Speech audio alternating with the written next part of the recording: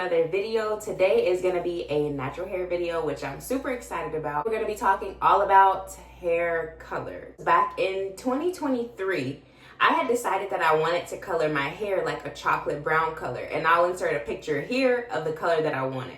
I didn't feel like my hair was in a bad state. My hair was relatively healthy. It was full from root to tip. It was pretty healthy. I did struggle with dry ends, but that's just common when you have natural hair. It was nothing super crazy. Mind you, I had done quite a bit of research on coloring and also like the effects of bleach to your natural hair. This is the natural color of my hair. So it's not exactly a true one. Maybe it's like a 1B, but I was trying to go from this to like a chocolate brown color. So I was thinking, okay, I'm not gonna really need like much bleach or anything, and it probably shouldn't take that much effort to get me from the color that I previously had to where I wanted to go.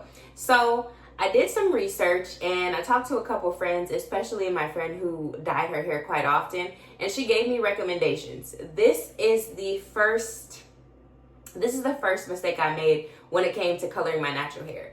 My friend was giving me sound advice, and I decided to do some research on my own, which wasn't wrong, but I was finding that a lot of colorists, especially in the Dallas area, were charging pretty much $200 plus just for me to get my hair colored. And because I was new to the whole color thing, I was just like, man, that's really expensive. It just seemed like a lot of money to drop on getting my hair colored.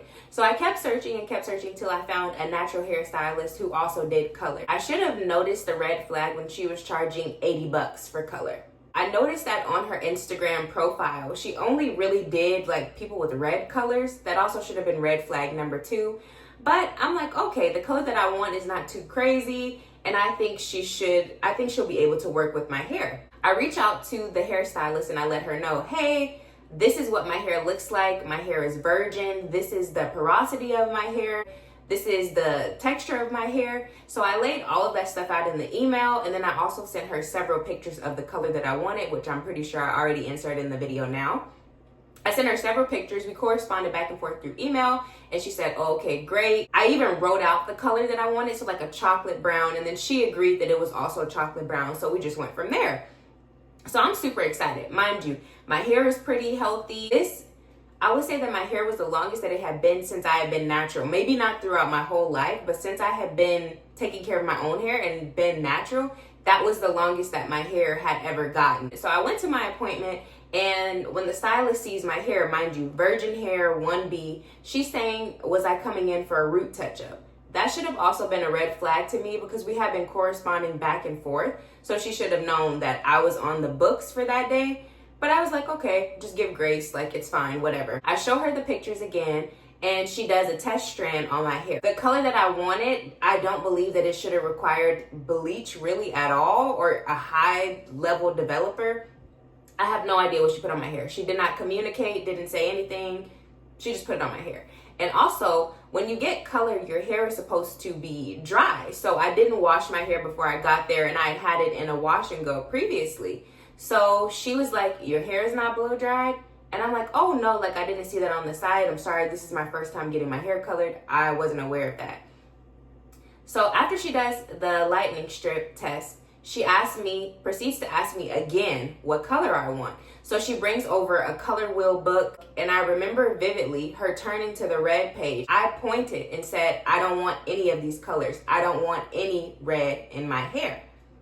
I made that clear through the email. I made that clear when I sat in the chair the first time, and then also when she pulled out the book. I said I didn't want any red hair dye.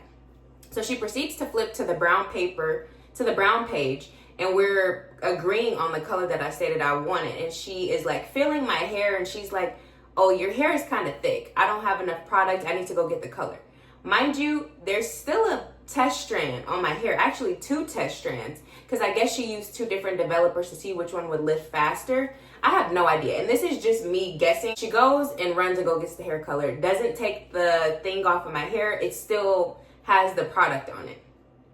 I'm grateful that I have pretty strong hair and that it was virgin, because anybody else, maybe their hair wouldn't have been as strong and maybe could have fallen out, because she was gone for at least 30 minutes to go get the color with the stuff on my hair.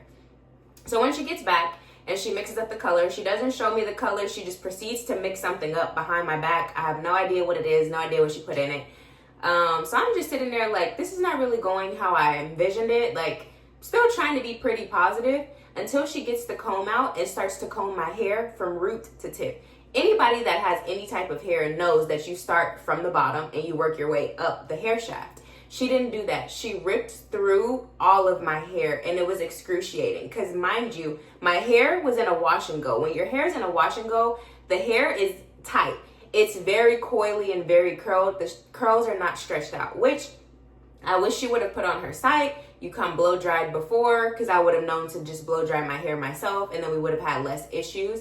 But she ripped through my hair from root to tip, and when she was done combing through all of my hair, there was so much hair in the comb. And it's as if she didn't care about me. She didn't care about my hair. I don't even know if she cared about the money. So she should have just sent me away, and I would have respected that a lot more if she'd have just sent me home. So at this point, I'm annoyed and I'm in pain because she just ripped through all of my hair. And she did the color on my old wash and go. And you know, also when your hair is very tightly curled and it's not stretched out, it's hard for things to be applied evenly. So she was putting the color in after she had ripped through all of my hair. But, you know, I was just hoping that it would blend and hoping that it would look good. I'm sitting with the color on. She didn't put me under the dryer. And I know some people don't necessarily do dryer with colors. So I didn't get put under the dryer, which I was like, I don't know if that's kosher. But anyway, I get my hair washed and conditioned, and she doesn't even style my hair. She literally leaves it wet. And it didn't say on the site that that was the service. It literally said a blow dry. But I didn't feel like arguing with this lady. She was not very friendly. She was not very welcoming. And you just ripped through all of my hair. So when she's done with the color, she shows it to me. Or before she shows it to me, her client that's sitting in the chair is like, oh, your hair is red just like the stylist. And I said, and she's like, oh no, our hair color is different. When I finally saw my hair, it was red. I paid the lady the rest of her money. I went in my car and I cried because I thought my hair looked so ugly.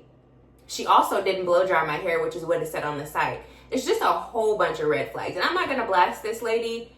I just hope she doesn't do this to anybody else. So I'm in the car crying because my hair looks ugly to me. The color is not what I wanted. It's red, and I repeatedly stated that I did not want red hair. So I wasn't sure if she just wanted to do her own thing, but it was completely rude, and she should have just told me, I can't do the color that you want. But instead, she took my money, ripped out my hair, and also gave me a horrible patchy color job. I got home, and I had to blow dry my hair because, mind you guys, it's still wet at this point. And I noticed as I'm blow drying my hair, and I'll insert pictures, videos, whatever I have, that the ends of my hair felt so damaged. And I had never seen my hair like that. And whatever she put in my hair was literally eating the ends up. So it felt dry, damaged, and brittle. So not only did I get an ugly hair color, I had to come home, blow dry my hair myself, and also trim off my ends, which was very, very annoying. I mean, what I want to say with sharing all of that is before you get your hair colored, please do your research on the color specialist that you're going to. Make sure you're going to somebody whose title or something on their website, on their Instagram says color specialist. There's a difference between people who do hair color and people who specialize in hair color. When you go to people who do hair color, you end up in situations like I did. When you go to people who specialize in hair color, they're a lot more knowledgeable about color theory, performing the color service in the way that they should. So that's one thing I would say and strongly advise you to consider when you're picking someone to color your hair. Also, price is important. You may find someone who can do it cheaper, but you also run the risk of ruining your hair and then also having to pay somebody to correct the mistake of the person who did it cheaper, which is what happened to me. After my hair got terribly colored the first time, I had to go to another salon who specialized in more like healthy curly hair for them to give me this color, which they put a darker demi color.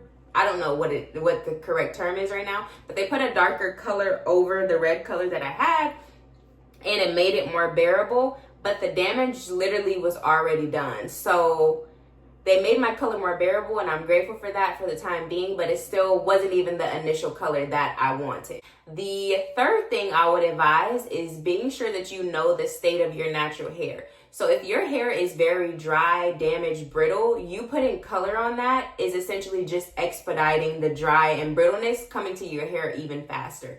I would say get your hair to a healthy state where it's moisturized. You're getting mostly moisture, but you're also filling in like the protein gaps where your hair needs it before you even agree to do a color service. What did I learn through this color failure and how to care for color treated hair? What I learned is that you need to get products that are specifically for color treated hair. So I was too cheap to go all out and get the Olaplex. What I did was I went to Sally's and I got the Bond RX line, not the whole line, but a couple pieces in the line. And it was like a spray that you used before you washed your hair and a cream that you followed up with before you washed your hair. And when I tell you, my hair started to bounce back a bit faster. And there's also a spray primer that you can use from Bond RX that you use before you put your deep conditioner on. That stuff makes your hair feel so soft, and it's like it gives life back to your hair. So getting products that are tailored to color treated hair is going to be super important. I found that Joico, that line for deep conditioners, my hair loved that while it was colored. I mean, it's still colored. But when I was going through some of those rough phases and trying to get my curls to bounce back, Joico was a great line as far as deep conditioners go. Another thing that I learned in growing out my color is staying on top of your trims. And this is if you have hair color or not. But when your hair is severely damaged from color, you are going to have to trim those ends off if your goal is healthy hair. I had to tell myself, I had to remind myself of the I Am Not My Hair song a lot of times, because I literally lost almost a whole head of hair in density as well as length. I had to trim my hair so many times, but I'm so grateful that I had people around me that reminded me, like, your hair is coming back, like, it's just hair, it will grow back. And I had to remind myself of those same things. So don't be discouraged if you're on a hair journey and your hair was super long, super healthy, and then color damaged it and you have to start over. I'm in the fight with you. Our hair is going to come back better than it was before. So yeah, I hope that is a source of encouragement. Keep going through the process and keep loving on your hair. But I learned this lesson, so now that I can share it with you guys so that you can consider these things before you color your hair. No way, shape, or form am I telling you not to color your hair. I think you should use wisdom in everything that you do, and hair color can be done well and it can be done right. But I had a negative experience, unfortunately, but I'm hoping that that negative experience will help you guys to do your research and find out if the person that you're looking to go to is actually a color specialist, because when I tell you it makes all the difference, it does. And I'm on a new healthy hair journey now. I have cut off most of the color, but I do still have quite a bit of color left, so we are going to grow it out together. If you have any questions, please leave those down below, and here's to the new healthy hair journey.